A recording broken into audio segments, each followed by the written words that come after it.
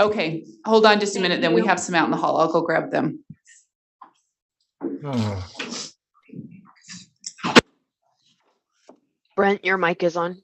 Remember real weed? I know. I wanted you to hear that. Oh, The very thing that could have.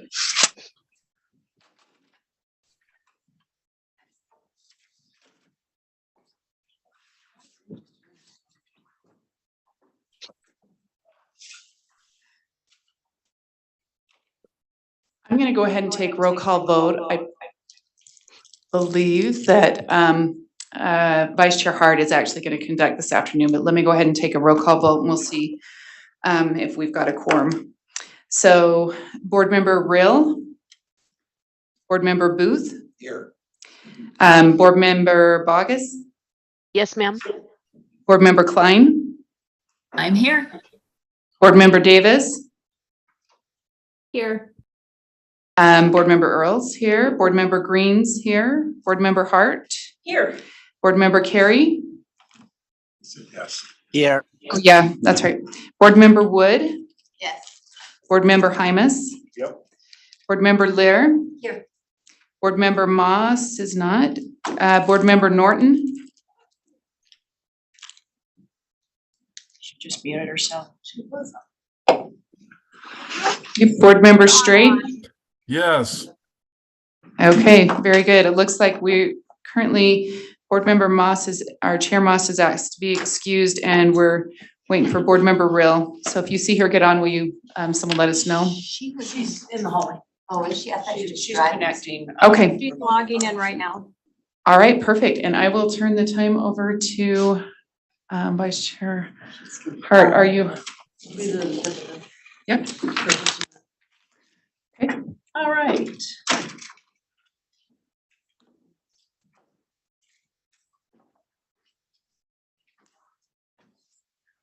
Good afternoon. We are going to start out with parliamentary procedure and process. What we're doing this afternoon, board members, is we're going over some informational items on just the function, the nuts and bolts administratively, how boards, what our responsibilities are as board members, and as a board as a whole. We're going to start out with parliamentary procedure process. Turn it over to, I believe, Brian, you're taking point on this? Yes, ma'am. Thank you. Go ahead. Good afternoon, board. Rather than kind of lecture and read to you, and in an effort to make this an exciting training for parliamentary procedures, we're going to have parliamentary Kahoot. So hopefully you have some experience with that. I'm going to share my screen. And Let me see if Brian can turn up his volume. okay, Brian, can you turn up your volume just a tiny bit, please? my microphone. All right. Yes. If I can find. Mr. Quisenberry, I believe you have to do it in the Zoom app to have it Oh, have is an that right? effect. Yes, sir. All right. Well, I just That's better. Thank you, AG. All right, here we go. So let me get out of that. Okay, so this is Kahoot, and you should be able to see the Kahoot.it. So hopefully you have a laptop nearby. And then there's the pin. I just have 10 questions. I think it'll take about a minute per, so 10 minutes total. So if you would mind. AAG Quisenberry. Yes. The people in the boardroom here can't see your Zoom share screen. They can see it on their laptop. So if board members need to join the Zoom to see it. Okay. So if you're not part of the Zoom, you need to join it. So it's not displaying there on the TV? It's not displaying, no. Kelsey, somebody should be displaying that if you don't mind. Could you please display that on the big screen? He's working on it as we speak. Just one moment. Oh, there it is. Thank you. Oh, good. Now you can see it.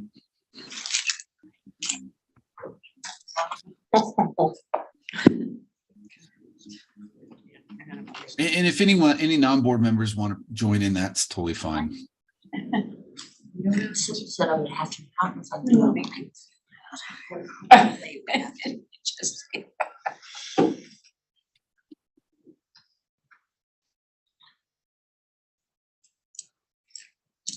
Does anyone need help joining?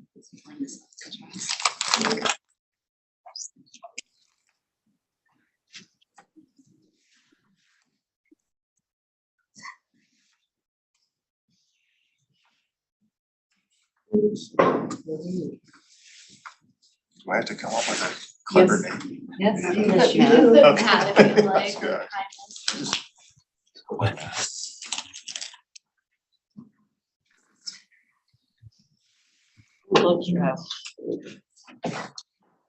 Mommy keys. Yeah, I'll take it. It's a lot of pressure to do well. With high school students, you have to delete all the bad ones.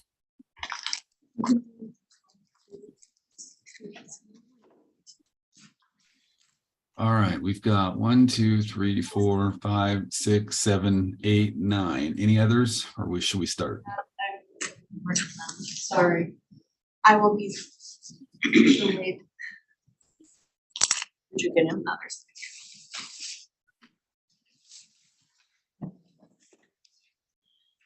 Kelsey, you have a sense of when we're ready to go. Maybe you can give me a heads up and I'll start.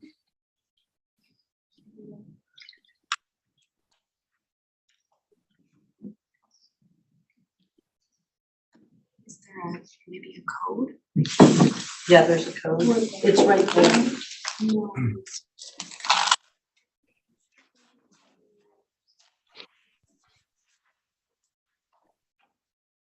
Angie and Ben, there's plenty of room right here. And I say there's plenty of room right here. Okay,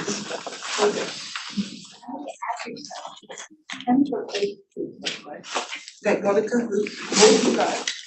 I might just do. Oh, you're not, oh, no. Can I do it on? You know what? Yes, Carol, on that. Just go to, I can't, yeah. My Zoom. That's weird. Okay, oh, I see. Exit screen. So like, what's the? Full screen. That wasn't really. That's what's Okay, going on. I'm getting on Zoom. And now go. Oh, Google. No, I'm not playing. I don't wanna make this feel bad. It's not. Okay. Need a password. Because I scan the code 0, 6, 7, Because I use it at school. You scan the code and then you bypass. So you No, gotta just go do dot Kahoot. IT first. Oh, .it. And then Enter. Randy, did you get on? like, but. That's what I was thinking, actually. 0, 6. I like that. Remember, Green, you're in. Take your phone and scan the QR code. Oh my gosh, in my real life. So I'm just trying to get That's so boring. Do Larry. That's what I am. That works. Do you need a cord? I like that one. I'm all plugged in. Oh, yeah. Basically, back awake in 5 minutes. You took it all. Oh, it was, yeah. Oh. All right. There's two Texas over choice here. You're all good? I think we're Go close. ahead. I think. Maybe a dog. Randy, that was rare. Go ahead, AAG Quisenberry. You want me to go ahead and proceed? All right, Mhm. here we go. Okay. We found that as well. You know, I just think Brian must be up that's rolling. Oh, good. Okay. That's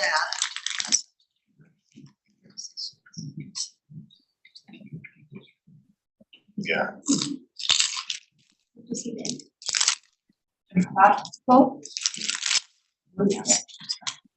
And that's the turn on. Oh, it was rolling. Oh, whoops. I answered wrong. Are you playing?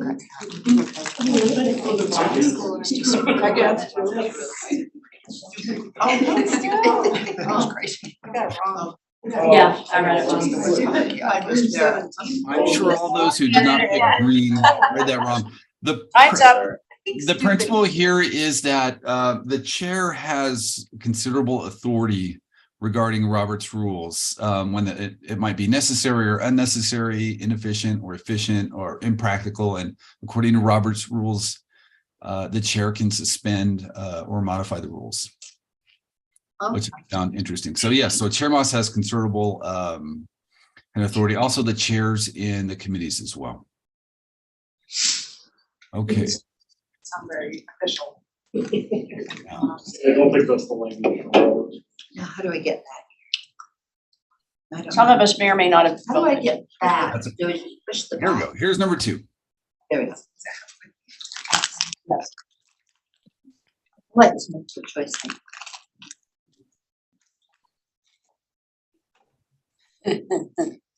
I think it's. Yes. I'm trying to be fast. I didn't read that.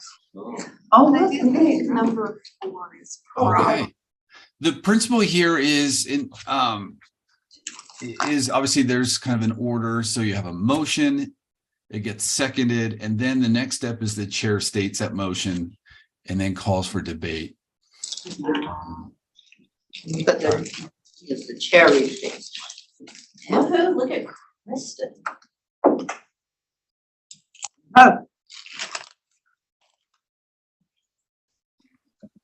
Supermajority. We just talked about this. Are you answering out loud, board member Lear? That's called cheating. We're taking the competitive nature out of it. It's called the gap, the only way. in the Yes, room. it's a supermajority, which is how many? Two-thirds. 2/3. So 10 votes. You need 10 of the 15. That's correct. Let's try to really fast. Read them all. All right, here's question number 4. Oh. Can amendment be amended twice? Oh, It's a right, trick I answered question, wrong, yeah. I already know. It's a trick question. Because we keep scrolling. Oh, so it's. Yeah. Policy. All right. Let's set the record straight. Yes, so if it's an amended motion, it can be amended once. One more time. Yeah. Or stated differently, a motion can be amended twice. An amended motion can be amended once. Yeah, I'm. It's a little tricky. Member Norton is hanging in. All right, here we go. Look at Matt. He's- Question 5. Oh, friendly. Oh, no. Your favorite amendment?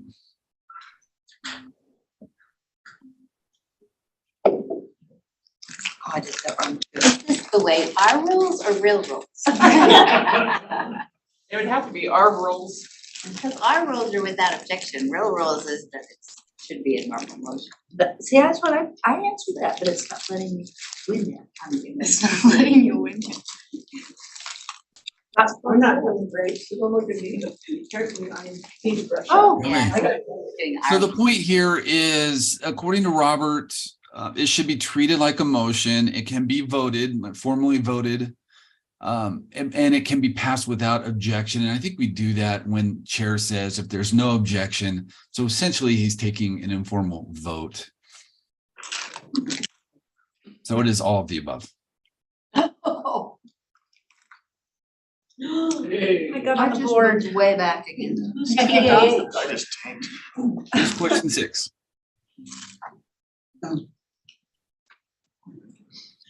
What?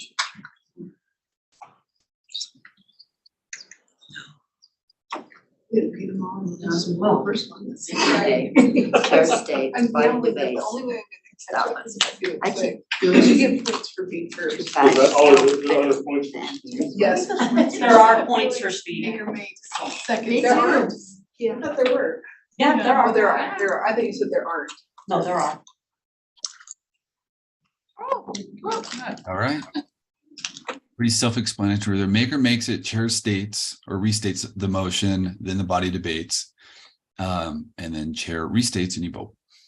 Well, what's wrong with green? There's nothing wrong. The speed counted.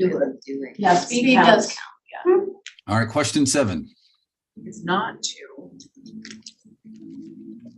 I got that one right.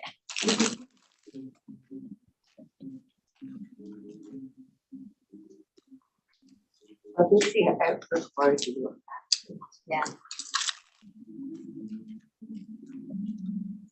All right, good. Fall asleep. So the principal here is the chair for the board and the chair for the committee.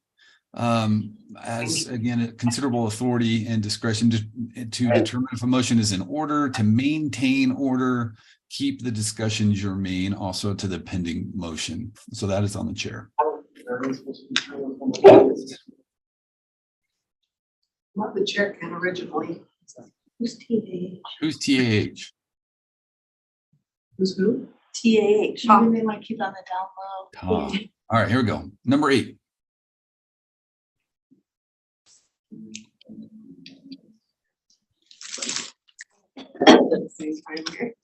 First speed on that one.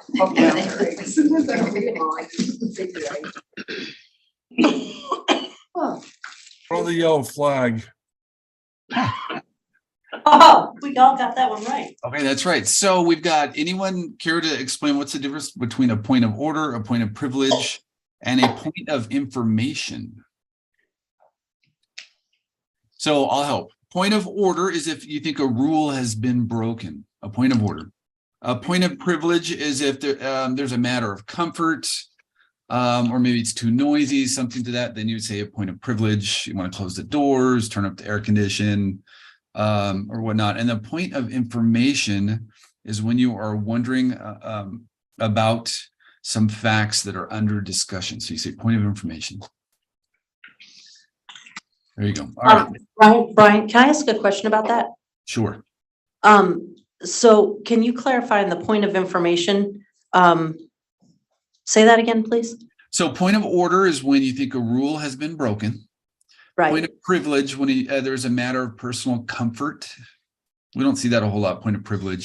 And then point of information is when you're wondering about some facts that are under discussion, or there's some information that you need some either help with or to be expanded upon. You say point of information. So it's not information about the process, it's information about the topic at hand? Right. It could be about the process, I would think. Yeah. Information. Could be both. Information about Okay. the process or information about the substantive matter that is under discussion. Yeah. Okay. I think we have 2 left. All right. No, that's, oh, wait, it read. That was I learned that today. Oh, I didn't. Pretty sure it did. There you go. A second. Are you doing okay?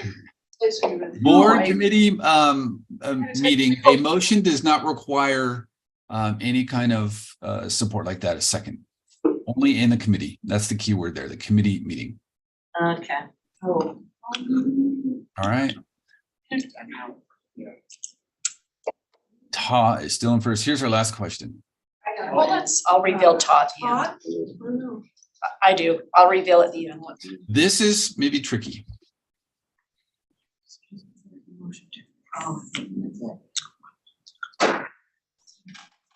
That's just Yes, all of the above. Yes, I I went went for too s- soon. I You did did. not I read went all for the speed. options. You know better. You know, What do you teach your students? have you not? Read Don't everything. like things when they make you hurry. You don't like. You get credit for being fast.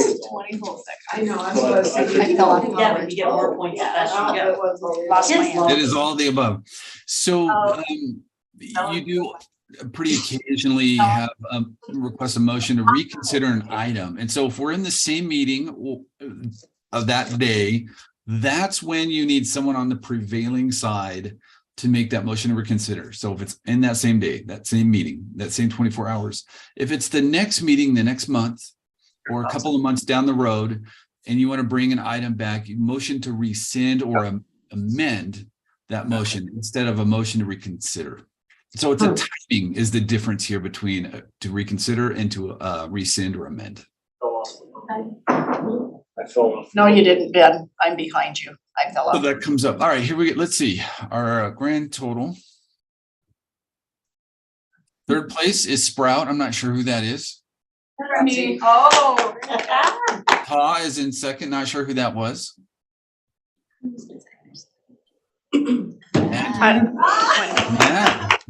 Matt comes from behind.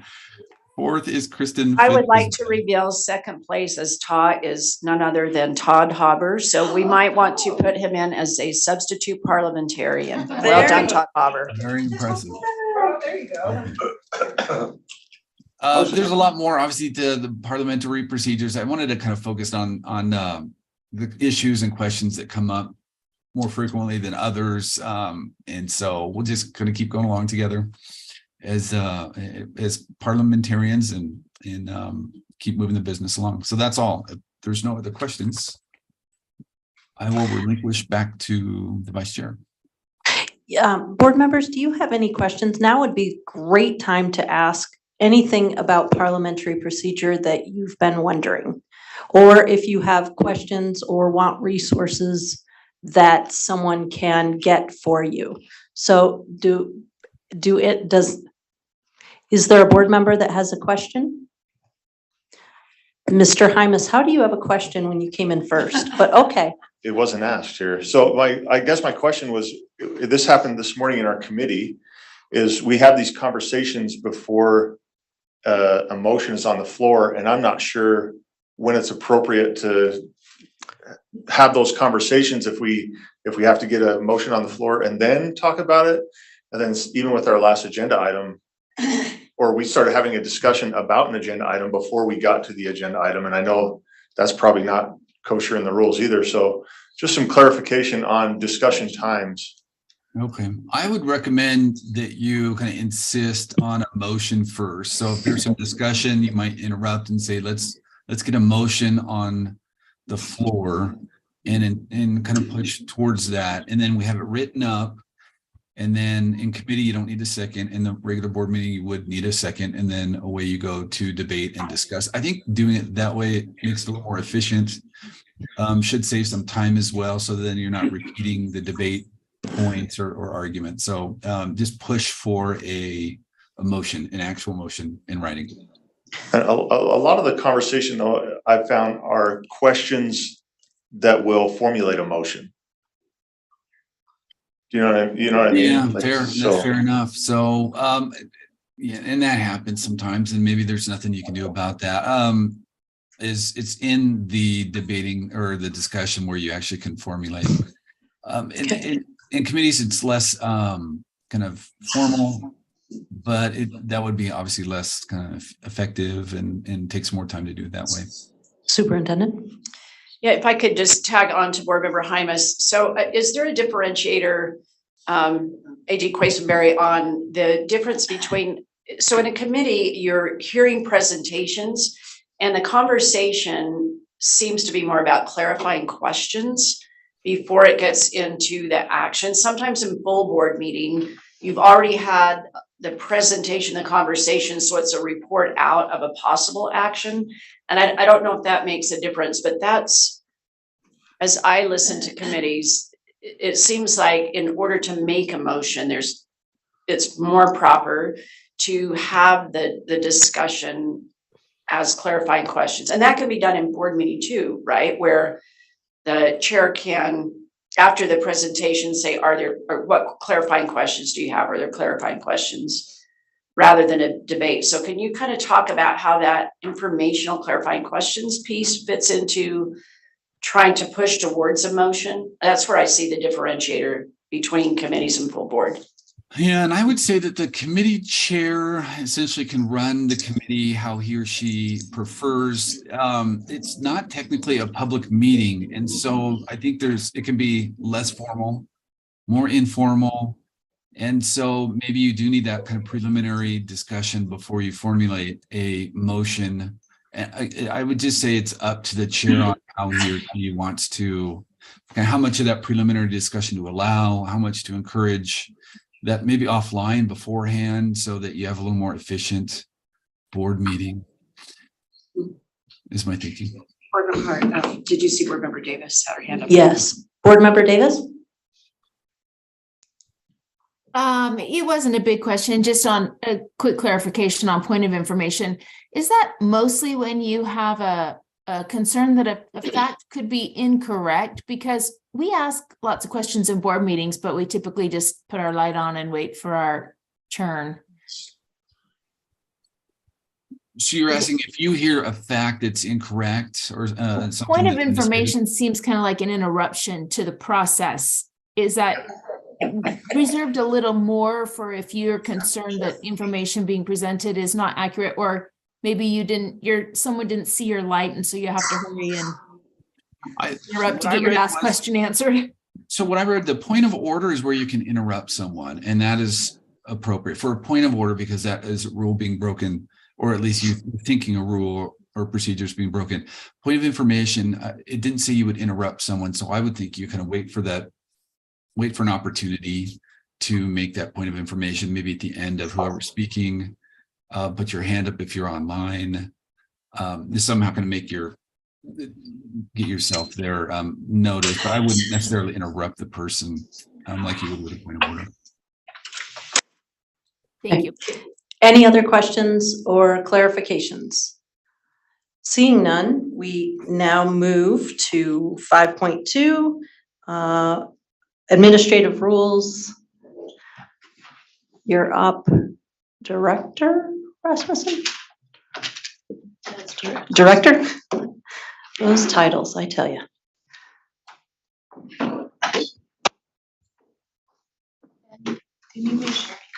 I need to share my screen actually, so.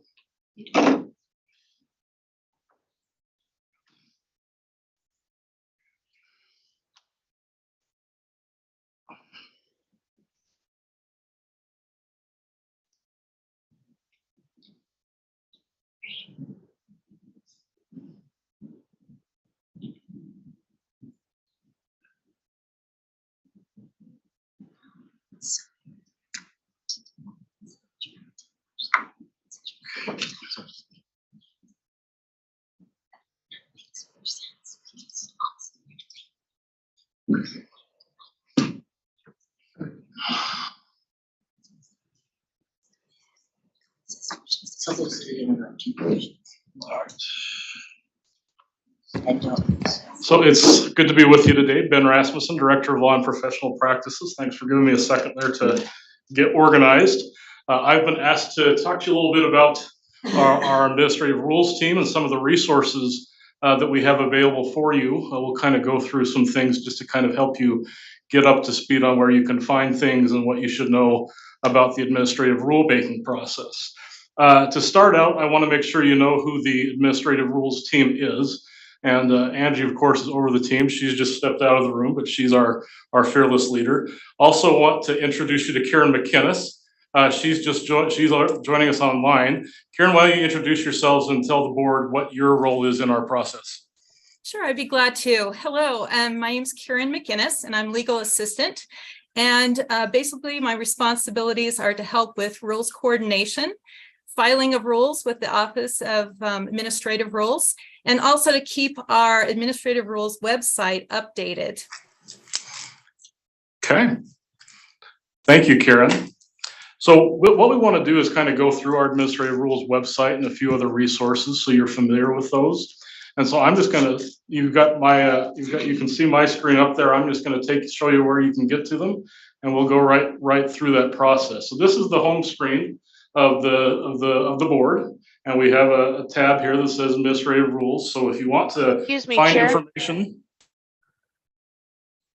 Yes.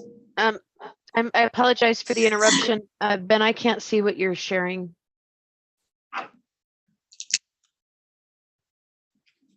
I don't know how to.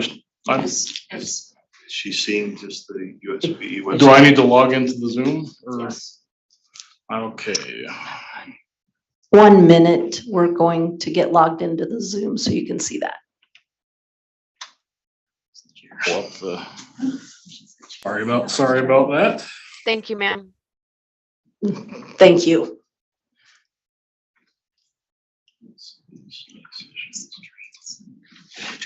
Tree. Okay.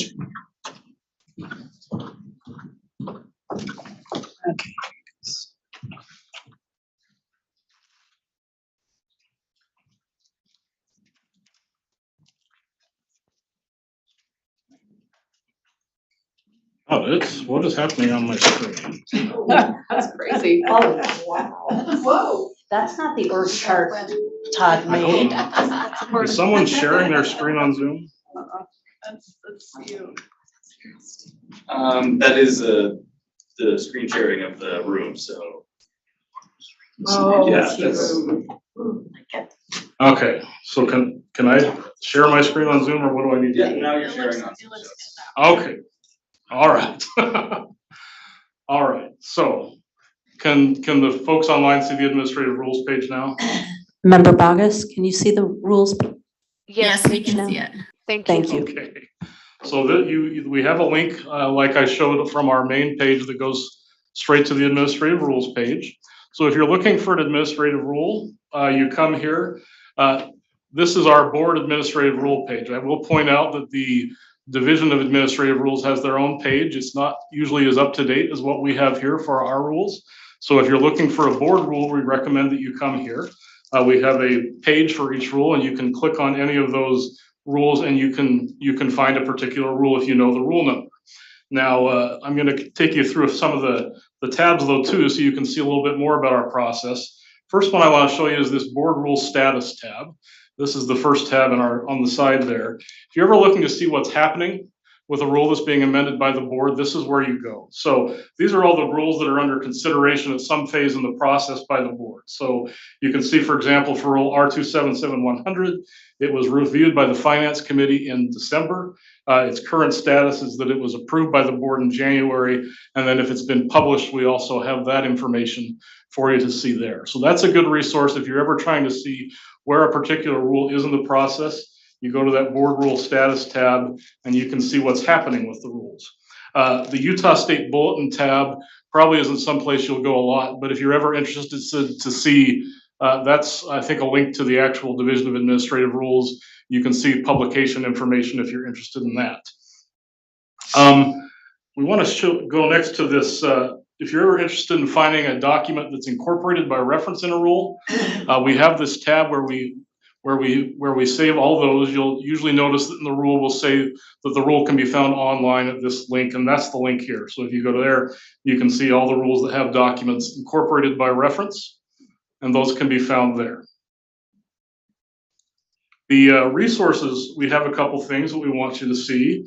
So first thing we want to draw your attention is to this compilation of board rules there. If you're ever trying to find something in a rule and don't know which particular rule it is, this is a searchable PDF of all the rules, all of the board's rules. So it's like several hundred, it's like almost 1,000 pages now. And so you can Control F and you can, for example, search for dual enrollment. And this is going to take you to everywhere that term is used in the rule. That can be a really useful tool if you're trying to find where something is in the rule. That can be a very helpful tool for you. Also on this resources page that we want you to take a look at is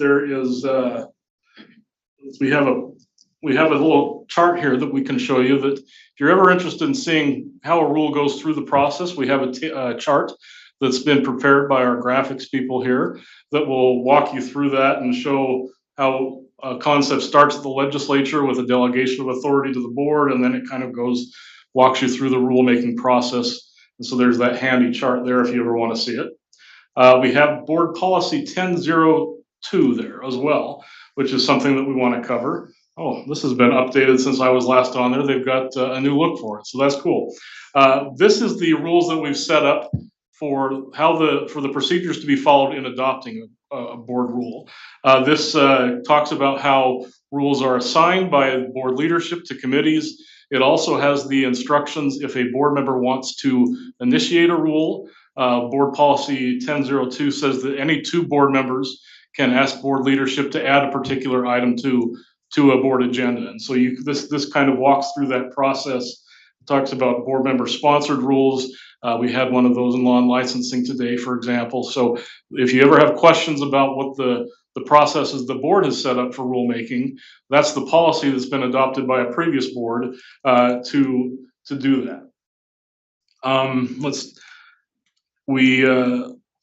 If you ever want the few other things to see on our rule page, we haven't had any in a while, but we oftentimes will have public hearings where an interested group will ask to have a hearing on a particular rule. We have a link and a tab devoted to this, where you can see all of the different public hearings we've done in the past. We keep information on that.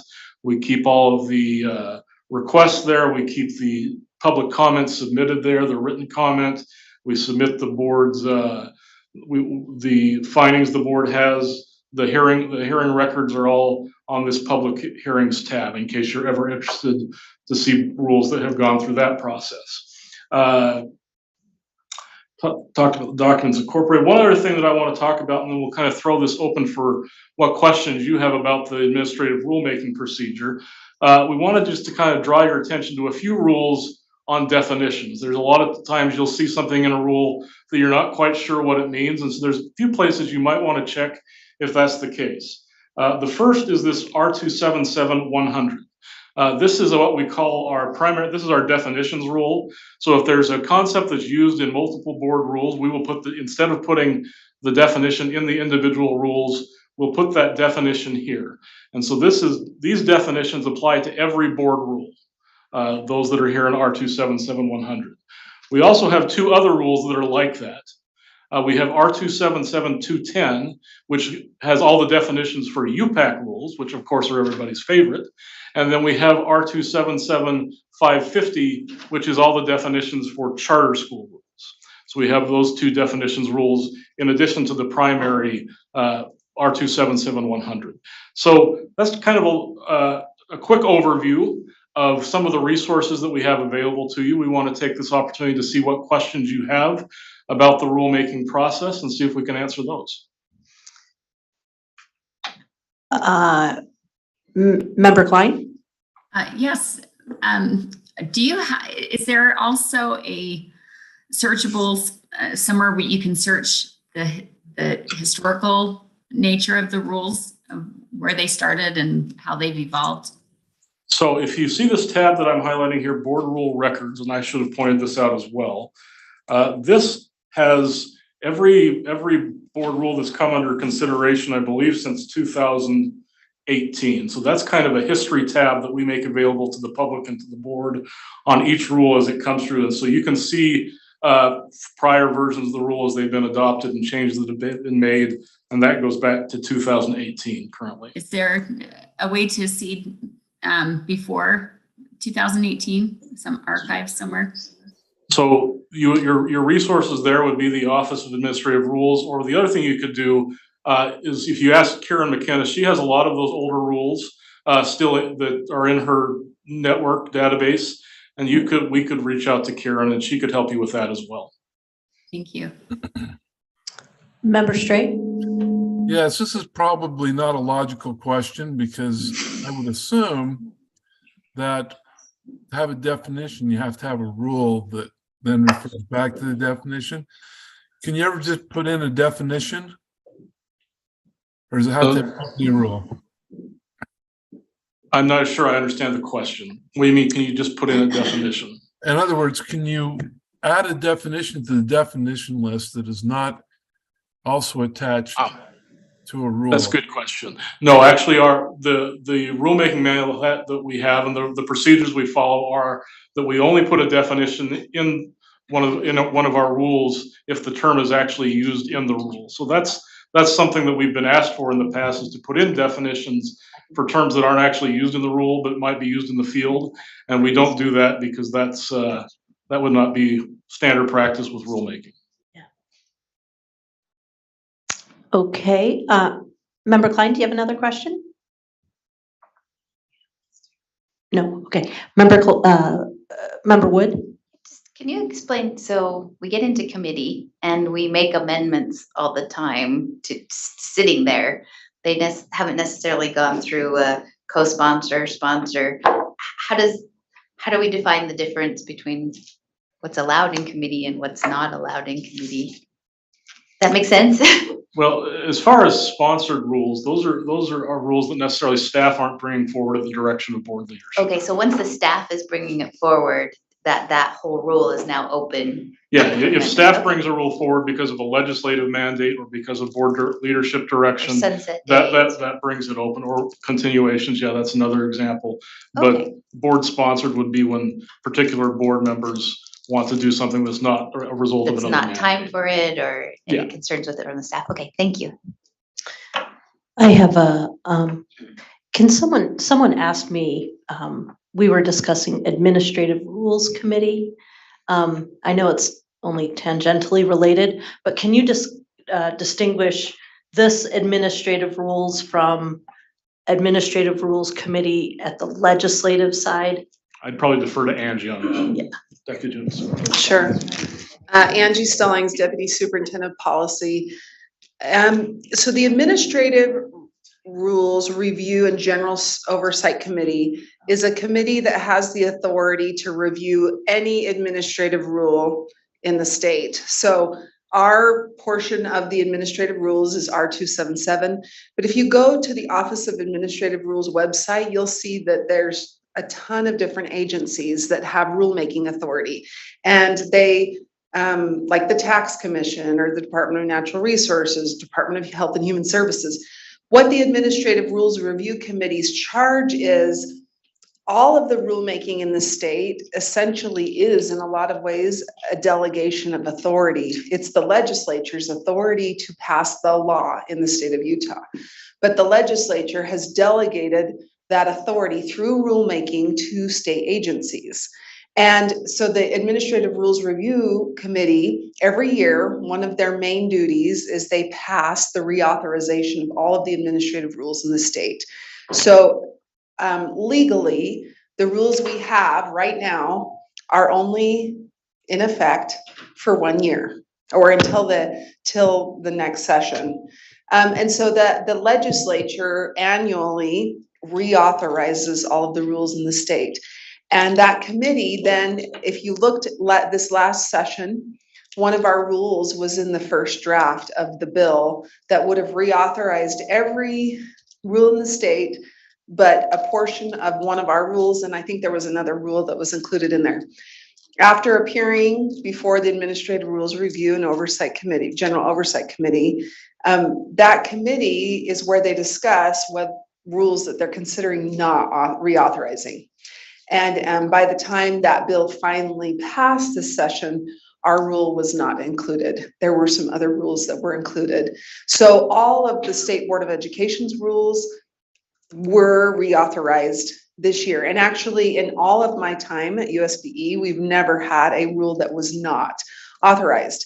That was actually the first time. This year was the first time we've made it into the bill. So oftentimes during the interim, we go and it's kind of like a stick, or you just know that the reason you're there is there's a possibility that whatever rule they're discussing could make it into that bill come session.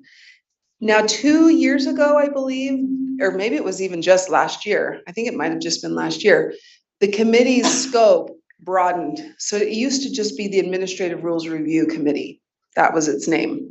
Last year, it was expanded to General Oversight. I just wanted to add that because now items that they ask us to come and address may not just be rule related.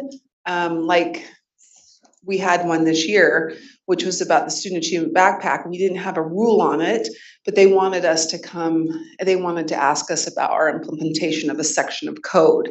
So hopefully that's helpful. They don't have their own rules. That committee does not create their own rules.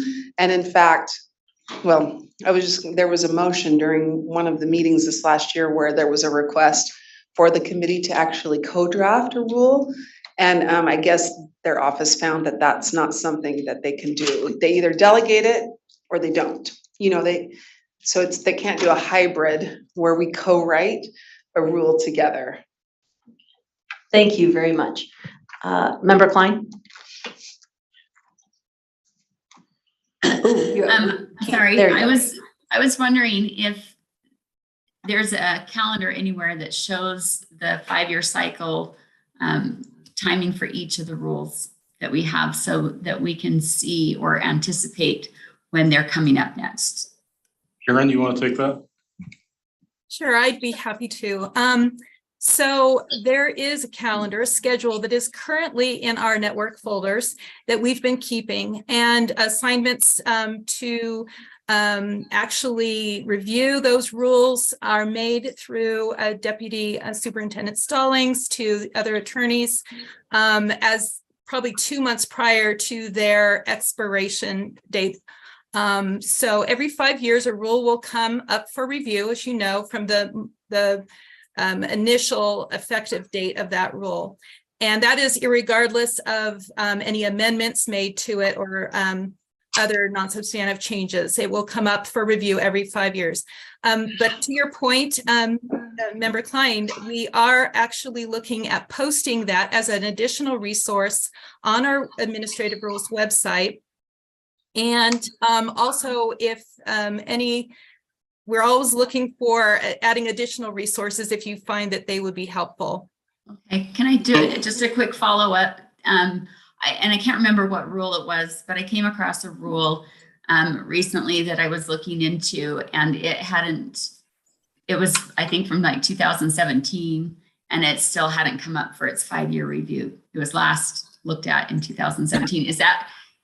How often does that happen, or is there something in place to prevent that from happening so that every rule gets its 5-year review and doesn't get missed? Director Rasmussen? Yeah, so if that was probably a typo on the rule, because that's impossible. After 5 years, we actually get a sunset notice from the Division of Administrative Rules, and it's expired. So there must have been an amendment sometime in that process, and maybe that the bottom of the page where it shows the 5-year continuation time might not have been updated, but every rule has to be reviewed at least once every 5 years. Good to know. Board Member Klein, may I add something, Chair? Yeah. Vice Chair. If you find something like that, Board Member Klein, if you could send that information to probably me and Karen together, or one of the two of us, but Karen's always a fabulous resource. You could even just send it directly to her, and we'll check with the information and make sure that we didn't miss something or take care of it. So. Okay, sounds good. Vice Chair. Thank you. Vice Chair Earl? Yeah, and if you mentioned it, I apologize, I missed it somehow, but did you talk about the timeframes from the time a rule is published to when it goes into effect, and then also from the time it's published to when a public hearing could be held, and what the parameters are for those? So after a rule is published, the public has, is it 15 days to request a hearing? 15 days. So the public can request a hearing within 15 days. And that kind of stalls the effectiveness process if there's a request to hearing. If there's no request for hearing and everything is on track, 37 days after the rule is published, the board can make it effective. Okay, and it's not always published as soon as we vote on it after board meeting. It's published maybe a week or two later, or whenever the next publication comes out. Is that accurate? So the bulletin it comes out twice a month. There's one on the 1st and one on the 15th, and we have to submit it about 2 weeks before the bulletin is published. And so we usually will publish it in the next available bulletin, although there are some rules that the board has asked us to hold on. I think 419 was a recent example where the board had approved the changes but asked to wait off on publishing until we got some follow-up information. Okay, thank you. Board Member Stray? Yes, thank you. So I know sometimes these rules are codified with legislation. How does that affect the 5-year cycle? Can a rule be done away with that's actually been created by legislation? And we'll just talk about that topic in general.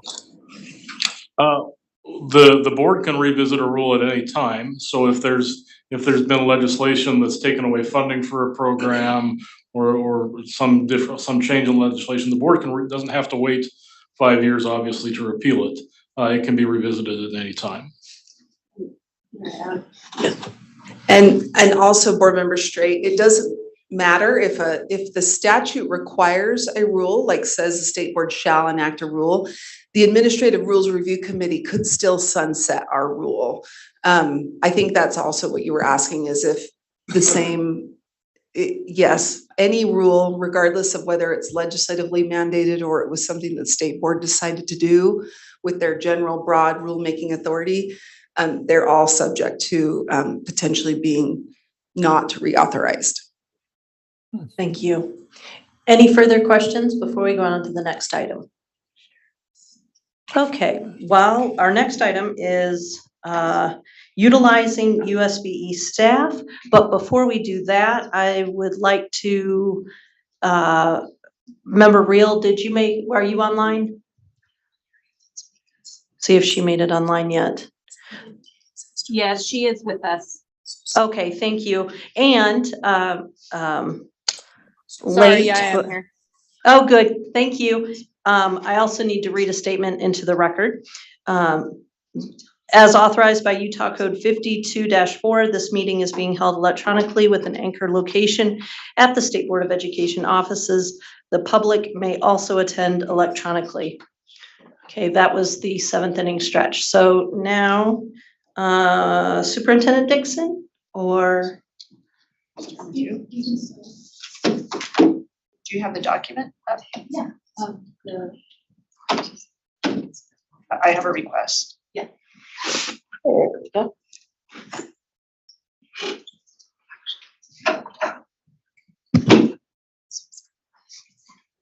All right, I so appreciate the thoughtful questions from all board members, and in particular, new board members who are just trying to figure out the complexity of the agency and who to go to for what. And yesterday we unveiled a tool that hopefully can help with a lot of that. For those of you that have been on the board a couple of years, it's challenging as a superintendent. It's challenging for me to keep up with our employees. So we know that in this complex organization, sometimes it's hard to know who to go to, how to get information.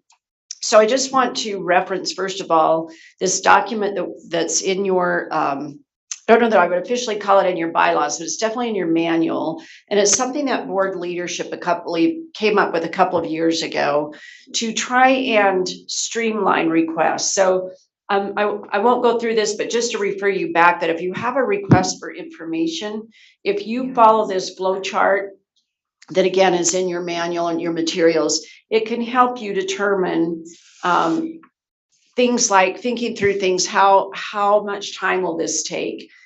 Is it helpful with an agenda item? And timing is really important to staff. So I really appreciate, I think we all do, the time it takes to go through the board agenda. You have a lot of material to cover, and we try to get backup in and information into you as early as possible. And so by the time you get through it, we understand that you sometimes have more questions than answers, or you want additional data. We are challenged when those questions come in after basic work hours the night before board meeting. So just think about what you're asking and the timing of that request in terms of the load and the ability for staff to get that to you. I will just overlay with this statement that we are here to help you do your best work. That's really our role as your staff. We want to make sure that you are successful in the very best policy decision making, that you have all the tools and information at hand. So we really want to provide you with data, information, background, resources, connections for you to do that work. So again, just thinking through the timing of the ask, the kind of information that you're asking for, and board leadership is a good resource to go to if you're not sure when you have that type of question. And I know that they've offered to help you think through that as well. And I'm happy to do the same. So just want to reiterate our purpose in trying to help you really be prepared and have all the information you need, while understanding that the timing of it might be challenging. And I don't know, Kelsey, if you want to to add into that, but also just noting that this comes to motions as well. I was thinking of standards and assessment as a good example today, where you had a lot of information to get through, and people trying to make amendments ahead of time and motions ahead of time. It's true during the legislative session, but every board meeting you have heavy lifts.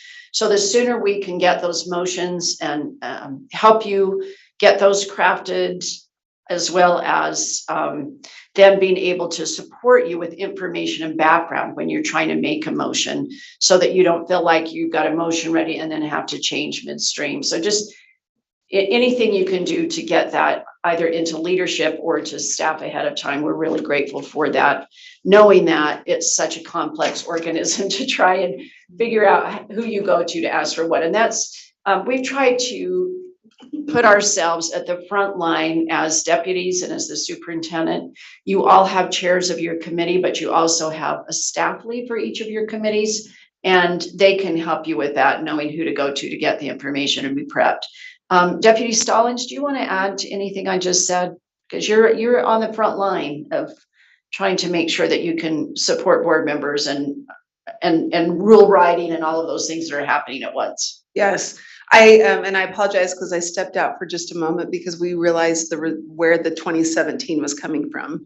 But what I would add is that the earlier that you can get information to us or request to us, the better we can help and support you. And we honestly, truly do. It's our number one priority, really, is to help the board with what you need. And we're able to hopefully, just as Superintendent Dixon stated, kind of identify what might take longer than others and take care of things quickly that are available. So if you're, when in doubt, if you want me to help with a motion or whatever, please do not feel like you're putting us out or it's a problem. We would be happy to take a look at it and help get that prepared, especially for board meetings. So thank you.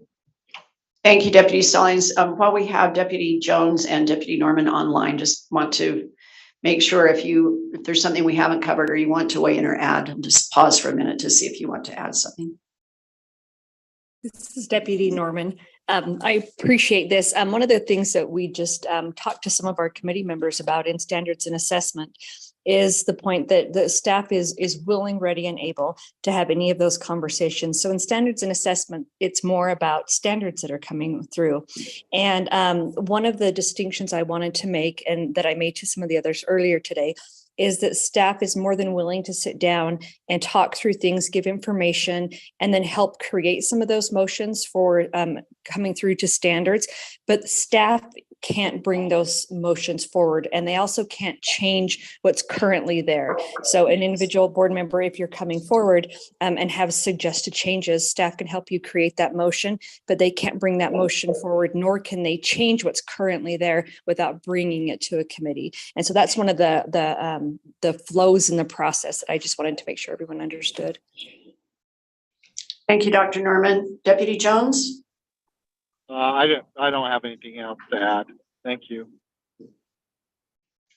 Okay, thank you, everybody. I think that unless there are comments or questions from board members.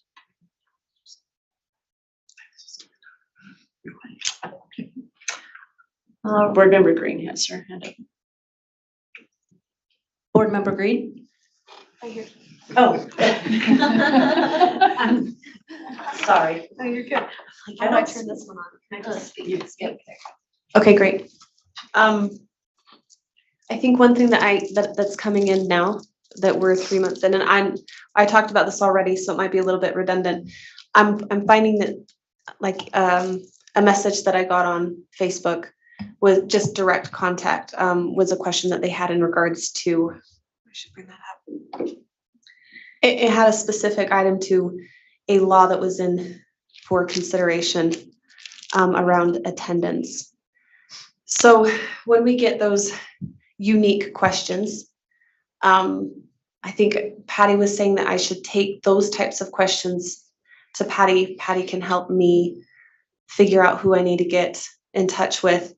And then I think one clarification is will Patty be getting answer that question, or she'll connect me with the right staff member? They'll contact me, and then is it my role to reach back out to that constituent with that concern? So I think what I'm wondering is, when I receive the information from the question that's been asked, what's the appropriate way that I can respond or direct that constituent with that information? Yeah, that is such a great question, Board Member Green, if I may, Madam Chair. Please. Yeah, Board Member Green, you are a great example of trying to get real clarity. I've so appreciated that about you from day one of your election, and I think it's a little bit tricky as you all try to figure that out. We want to support you in being able to respond to your constituents. So the more you can do that and not have staff do that, then you are fulfilling your role as an elected official. So we want to be able to support you in that way. And we don't want you to have to go down this long trail to figure out who to get to. But over time, you will know, you'll start to establish that pattern in your head of, you know, who works directly with attendance, or who works with this particular topic, who's over elementary science. I'm still not there, and because names change. But we want you to know who the front line is to go to get that information. So Dr. Norman could execute that very easily. And she might say, here's so-and-so's contact. You can contact him or her directly, or I can get that for you and get back to you. And then that gives you the tools you need to get back to the constituent. You also might, in responsiveness, say, I've made contact with this particular staff member. Is it okay if I give them your contact information and you can talk directly to them? Just in any manner in which you deem that you can show responsiveness to your constituents. We'll leave that to you, but we're happy to do it either way. Does that answer your question? Yeah. So it would just be appropriate to connect. Use your mic. It would just be appropriate then to connect, even make an introduction. Yes, ma'am. To the right staff member that would be in charge of, because I've had very simple questions and I've had very complex 2-page, scenario that happened. So anyway, but thank you. And we'll always try to make sure that we, if you, for example, ask us to respond as staff, we would make sure to connect with you and always keep you in the loop so that you have that information in case others ask as well. Okay, thank you. Thank you. And then I just would like to put in a plug for the audit hotline. If there's something that is extensive that might need some different, that's just an option for constituents if that's how obviously it would be better if they just either you were able to answer a simple question or connect so that they could have a more detailed conversation. But if that wasn't acceptable to them, then there's always that too, as a third option. Any other questions? I have just a comment. I mean, along the audit hotline, I know that they have responded back, and usually what they'll respond to is the rules and law and associated with whatever it is. And then they also refer it back to the entity that's responsible. So if it's a particular LEA or maybe it's another board member, do you know what I mean? They'll send that back. So if you're not able to resolve something, then yeah, I just think it's a very viable solution. So. Back to you, Superintendent Dixon. Did that conclude your item? Yes, ma'am, that concludes my part, unless I left something out, Kelsey, that you can think of, or there's anything else you want to add. If I may, please. I was just going to do a plug for your board staff. The superintendents, along with AAGs and Sybil and I, are here to help you. So if there's a person or a question and you don't know which staff member to reach out to, we can connect you with that. If you have a motion and you're not sure how to word it and you don't know what to do, staff is a great resource that we can help you prepare for board members or for board meetings and committee meetings. And part of that is you knowing the best way to prepare. So I know Vice Chair Earl had put together a document regarding meeting preparation that she would like to go through. Yeah, so this is just just in coming into this position the first of the year, some of the thoughts being trying to create more transparency, more communication among board members and build relationships versus not being able to have communication anyway. So this kind of talks about the referring to the board meeting preparation specifically with our committees and such, but on the left-hand side, you have just a kind of procedure things like relationship, focus on relationships, previous board committee meetings, future agenda items, research of substance, and then procedures, and those that are meeting at that initial meeting, things to consider. But these questions on the far side, are just nothing more than questions to ask. And board members, certainly any board member could use those, but how are we supporting student learning? Can we improve communication or preparation? So these are just questions we could be asking ourselves as we get ready for various meetings, and how can we better help others as well as ourselves? What are some ways that we could simplify the work? Who's responsible? And then as you go down from that initial strategy planning meeting, just the leadership meeting, once again there, it's that relationships, communication. Are you able to communicate? Are there things on the agenda that are of substance that need to be moved? And procedures are clear and beneficial. And again, questions on the side of that. And then coming down, we have the executive meeting which entails board leadership, committee chairs, and superintendency. And that meeting, once again, this is kind of, we look at the whole agenda, but there is, I'm hoping at least that we've started to build in a little more focus on the far side. We're asking these questions. What background information is needed to help board members to be prepared for board meeting? Is there some background information that would help all of you prepare so that when we come to the meeting, you have the information and the knowledge you need to be successful? Are we acknowledging excellence in the state when we present things? Does our agenda lead to increased student learning? How can we communicate better with each other? Are committee items based on sound research? Are we being intentional and directional in our work? Is there public transparency? So I guess maybe letting all board members know, and obviously these questions we could each be asking ourselves, but these are, I would recommend kind of that focus at these different meetings in order to help better facilitate, better communicate, and maybe even create some simplicity or help there. So if there's any, and of course, welcome to any kind of recommendations. Sorry, I sometimes skip around, but, and then the last is the sync meeting before the actual board meeting, and that would be committee chair, vice chair, and superintendency. And that's the final preparations. So board members that aren't maybe attending some of these meetings clearly can reach out to the chairs or vice chairs in those meetings and provide feedback or information. And I would encourage our vice chairs and committee chairs to be engaged with those entities in their committees in order for all to be successful and to just to be more directional in our work so that we're not, I guess we're using time wisely, but we're also turning out product that's usable for the field. So I don't know if there's any comments or questions. Any comments or questions about that?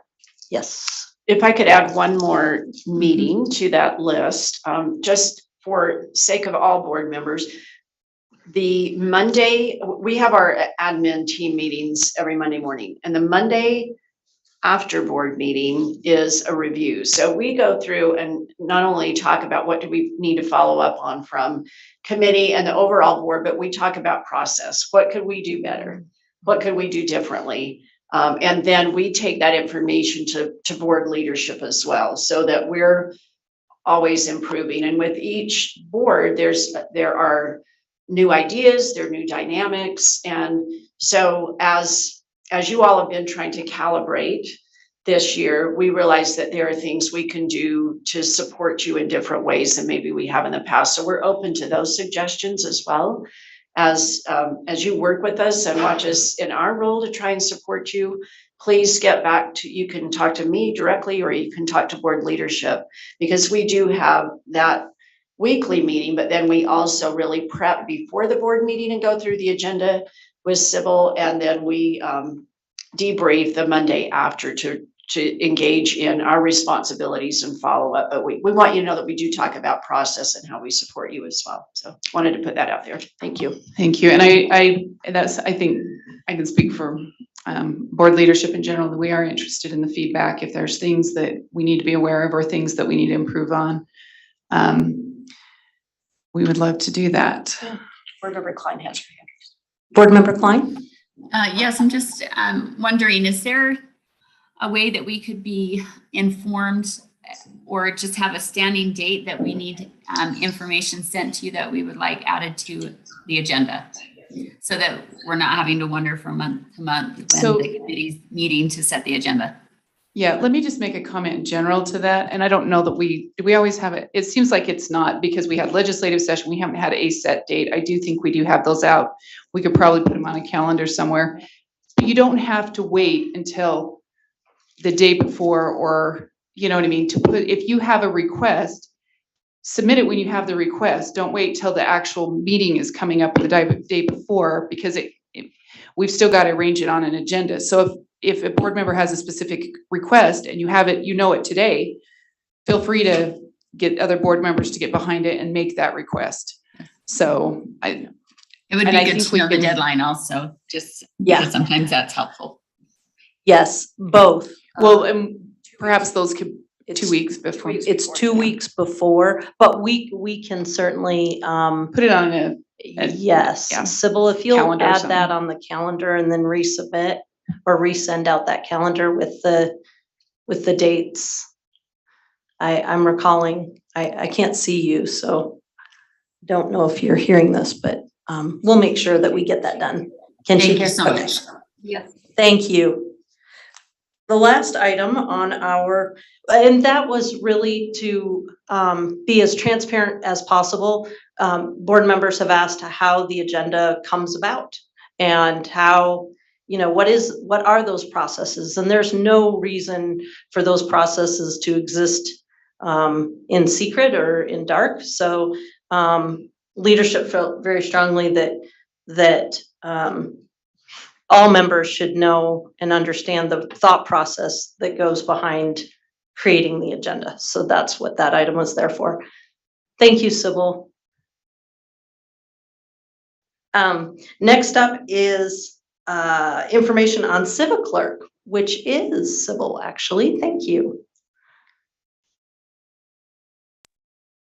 Thank you, Vice Chair Hart, and good afternoon, board members and members of the public. Thank you all for being here on this March 10th, Friday. I am going to walk you through a couple of tools and resources that we do have on Civic Clerk. When I go and share my screen, though, I will lose the option to see everybody on Zoom. So Kelsey or one of the vice chairs, please just interrupt me and I'll be happy to stop and answer any questions. So one moment, let me get this into my full view, and we're going to just do a quick navigate through the agenda in the board portal view. For those of you that do have your laptops, it would be great if you just logged into that board portal view and you can follow along with this resource. I did also put the link in the chat for those that are on Zoom.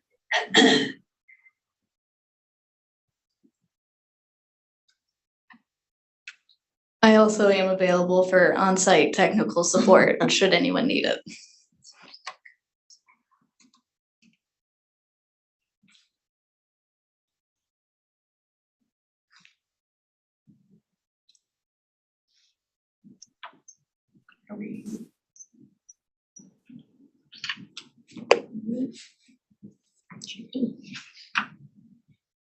Okay, Kelsey, are you seeing the full Zoom or the full Civic Clerk view? No. It is coming through online. Okay, thank you.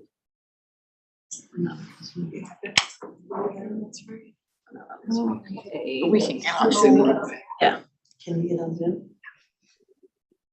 Kelsey, can you share screen your Zoom view on the boardroom screens, please? It's not accurate. Okay. You could also get online. If I touch that, the room might explode, so. Yeah.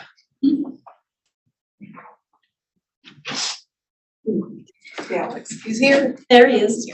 We can fix it. Thank you. There we go.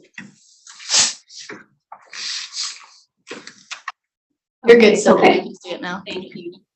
Okay, so we're gonna navigate through the board portal view. Most of you probably are already pros at this, but this will just be a little reminder of how to navigate through your civic clerk agendas. So when you get into your board portal view, down on the left-hand side, you'll see this button that says agendas. And this is where you'll find all your current agendas and all past agendas that have been presented through the civic clerk program. When you click your agenda, then it'll take you to all of the agendas that are listed.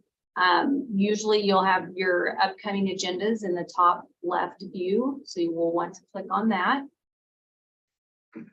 It then takes you into the agenda view.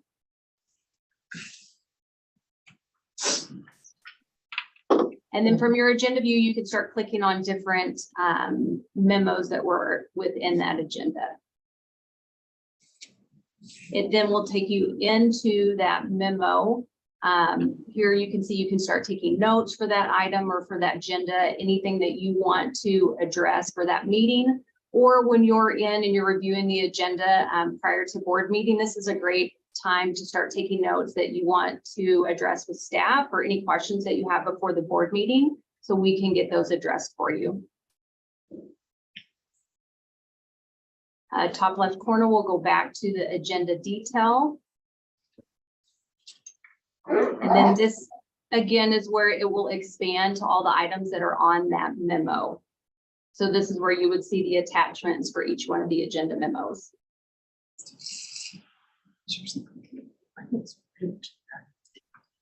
Hopefully, most of you know that you can also annotate on those documents.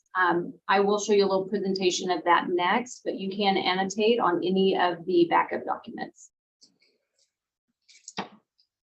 Here you can also download.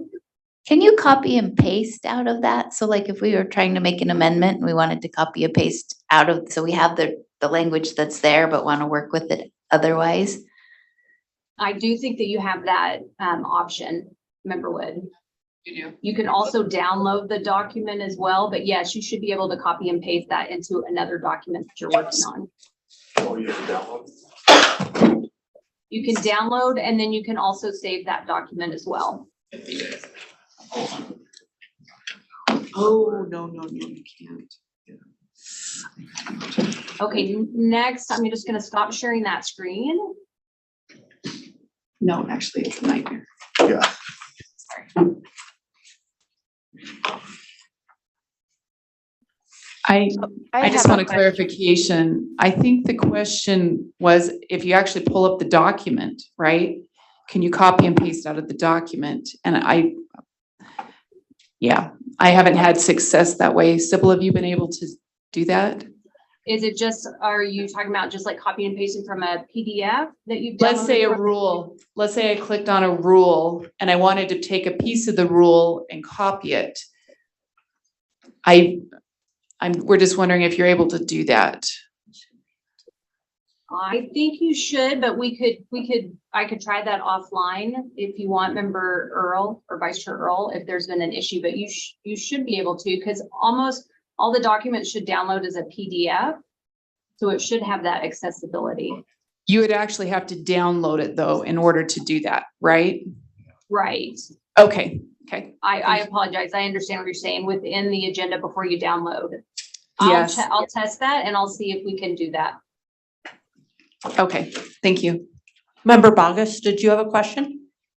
That was actually my question. I was going to see if that was a Mac PC thing because I've had no success copying and pasting from Civic Clerk. Download it. Okay. Then I'm going to guess all of you are probably going the right direction. So the best way would be to download or save that document. but I will research if there's an option and I'll let everyone know. Okay, so next we'll go to annotating your documents.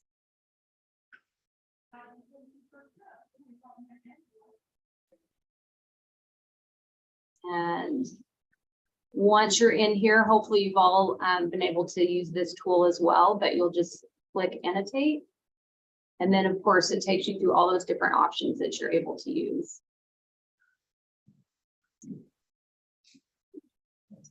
So you can use your formatting options. You can delete your drawing. You can use your line annotation, the rectangle. Sorry, Sybil, how do you delete a drawing? And I know this sounds foolish, but I just, like I was messing with this one time and I was like, you know what, I give up. I'm not gonna vote on that rule, I guess.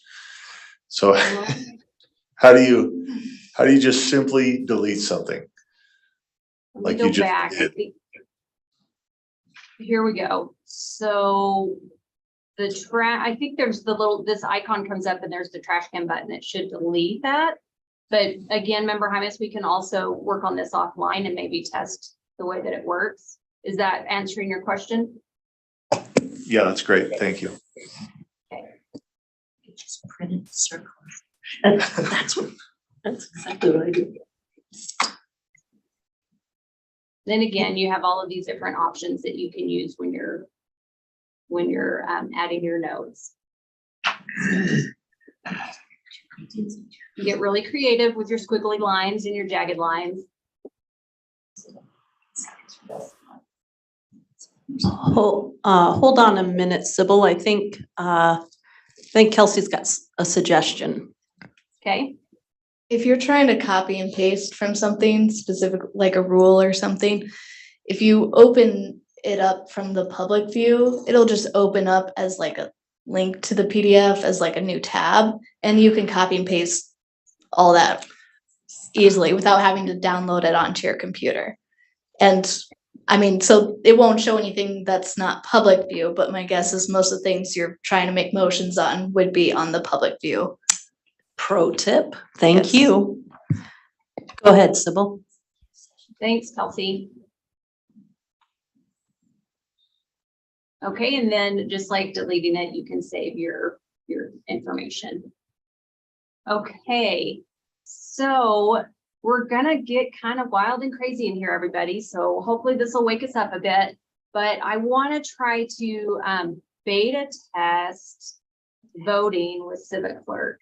And if everybody's okay, board members, to give it a go, what I'm gonna try to do is see if I can let us vote on this agenda item, navigating Civic Clerk program. So a show of hands, maybe, are there people who are in the Civic Clerk program right now so that you will be able to vote? We have. Those in the boardroom are eager and ready. Okay, good. Okay, thank you. Okay, so again, I don't know what it looks like on your view, but what I'm going to do is initiate a start vote and let me know if anything pops up on your screen. So I just clicked start vote, and did it send you anything? Did it give you any option? I just did it. I don't see anything on my screen. Nothing's on your screen. Okay. Nothing online that I've seen. May I say something? Yeah. I think if you look on my board view, there's a little green thing that says join meeting. I wonder if you all need to join the meeting Well, first. there's another, yeah, and there's, oh no, Leanne Wood did. So let me click, I'm gonna click mark all as present. Okay, now tell me if that worked. When I click join meeting, I do see a present vote. Oh, look. And then say it's cute. Okay, because I did see it shows Leanne Wood as voting. No, I don't see it. I don't see it. I'm in the meeting. We're in the meeting. Yeah. But now that you're in there, maybe when she does that thing, you guys don't. No. I voted. So, okay, so maybe, let me try this. There's something also that says initiate. So I wonder if there's a way to initiate it for everyone, but I'm just gonna, Vice Chair Earl, I'm initiating your vote. Carol Lear. Is that giving you any option? Member Davis? No. Keep saying you're not authorized, so I write her. Leave meeting is all only by choice. Trying to tell me something. So we entered meeting, but we leave, it's giving us an option to leave meeting, but I don't see any voting. Okay. Is that?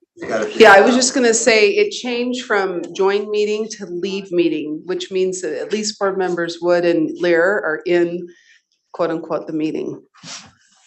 When I joined the meeting, it gave me a prompt to present Oh. voting or present. Okay, did that not work? voting. There it is. It just came up. Okay, I tried something different. Do you want us to vote yes or no? Yes, please. I just said the motion. The motion is accepting the civic clerk voting, so. Oh, yes. And then does it allow you to see the yes and no votes on your view? No. No. Okay. And I didn't see a motion attached to it. I just hit yes. And I just voted. You did see it. Okay. Okay, well, this is good. This is why we're testing it, so I can do some more work. Let me kind of share screen. Let me just give you a quick share screen just for everybody to see what I'm seeing. And so maybe we can figure out if this would be something to utilize during the board meeting. I'll also, of course, take this information and continue the conversation with board leadership. But let me just share. Member Bogus, is this about the voting, or do you want me to wait? Oh, no, my question was answered, sorry. Oh, okay, great, thanks. So then behind the scene, this is what I can see. And then if you look up in this section up here, it says members present, absent, not voting, excused. Anyway, I just wanted to kind of test this and see if it might be a better option for voting versus just, our hands and yes and no votes. Emily, yeah. So Sybil, is there a meeting page that we should be on as opposed to just the agenda page? Or are we supposed to be navigating through? So when your vote popped up, it came up, but I'm wondering if there's a different view that we could go to that's actually a meeting view. Well, we're gonna.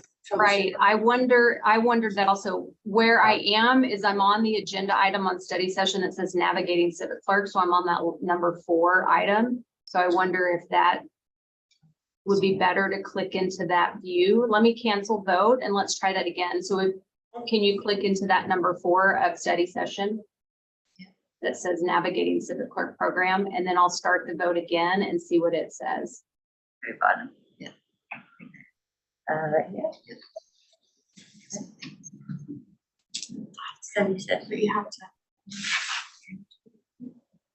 And I'm gonna reset that first vote. It was there, but. Now I'm gonna click start vote. Oh, there we Okay, go. Member Wood, did that do anything different? Give you a different view? No. Just the same vote came up, so it didn't says change vote- anything. Vote for current item so is vote for current item, is that the motion that we would see? Yes. So typically, whenever you initiate the motion, that's when we would. That's what comes up. Yep. I would hope though, Member Hyman said it would show that motion. So what I'll do is do some more beta testing on my end and maybe have Kelsey or somebody on the superintendency help me navigate this and kind of clean it up a little bit more for everyone.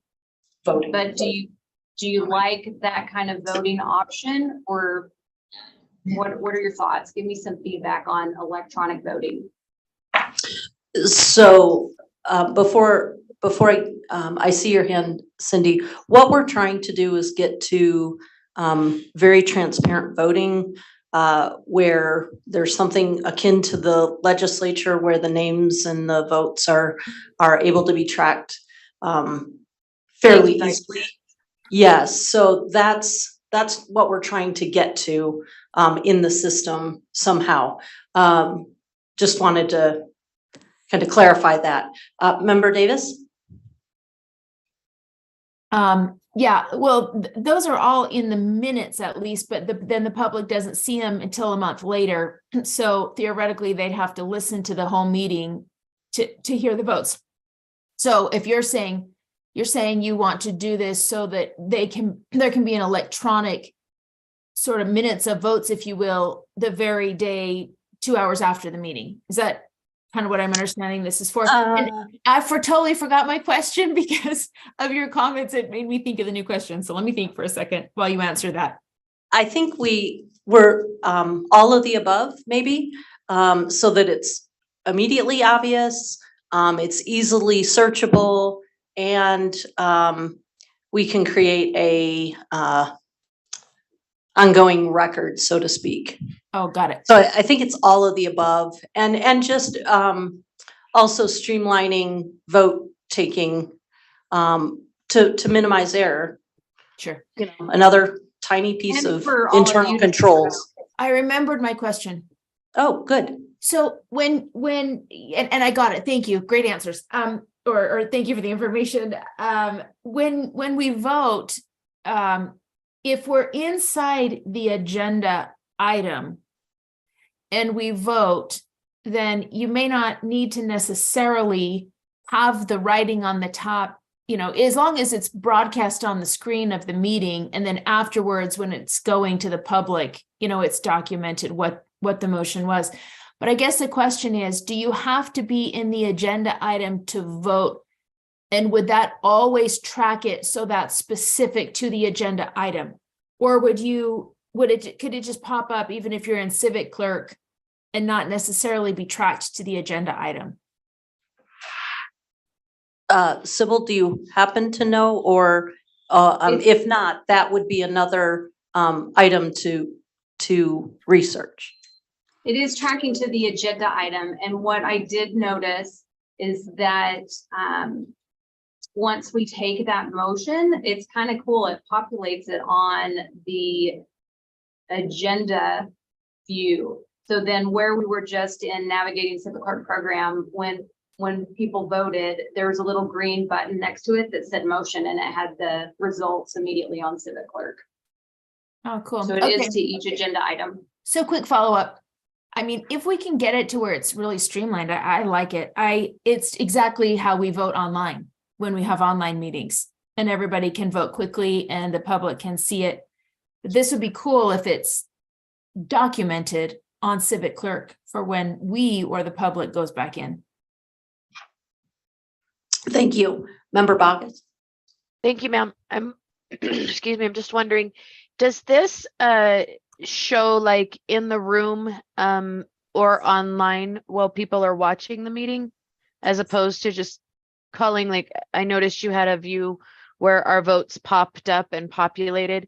Is that going to be something the public sees as we vote, should we choose to use this? No, Sybil? No, I was it thinking would not. it would not, okay. It doesn't say for you getting. Okay. It would Actually, just tally the votes similar to the legislature. So it would just show the number of votes for yes and the number of votes for no, or if people abstain. I would be interested to see if there was a setting that indicated the names, like next to the yays and nays. I wonder if it's the public view right now, it will show that we've made motions and that we voted. Oh, really? Yeah, there's Okay. a little M and a little V in And the. does it give names? It gives the names. It's not showing the X's or. Okay. Well, So maybe because she's done it so many times, I don't know if some of them will show up, because there's 32 items there now. oh, okay, because we kept trying. Because we kept trying. So Member Wood says that there's some of that listed on the public facing side. Oh, very cool.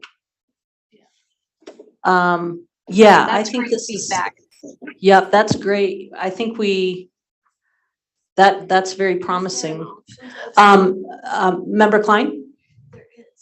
Yes, I just had a couple questions on the I love how on the legislative website, you can go and you can click on the numbers of who voted for what. And you can also go to it will also take you to the debates on that specific issue. Like if you go to a bill page, you can click on debates or status, and it will take you directly to the part in the meeting where they debated and discussed, so you can get in context what the vote was.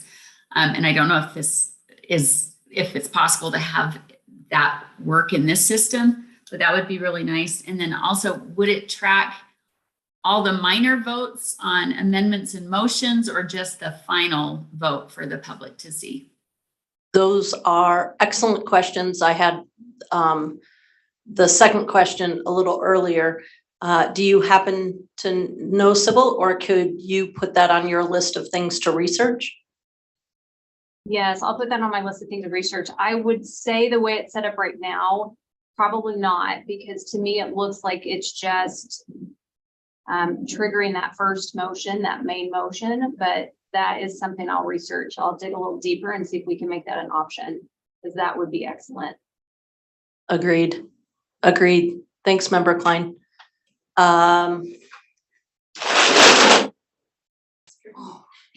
We just had art fall from the wall, so sorry about that. Any other questions from online or in the group? Any other questions about Civic Clerk? Yes, please. You got to talk to Jim. Was there an option to abstain?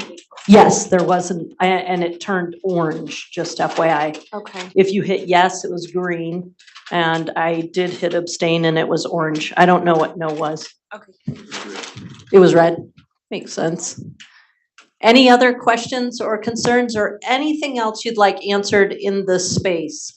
Again, the goal of leadership was to streamline the procedure of conducting board business, be transparent about how agendas and those types of just different board business came about, and to give a little bit more information about the staff, how the staff is available and would very, very much like to participate in board preparation and assist every member.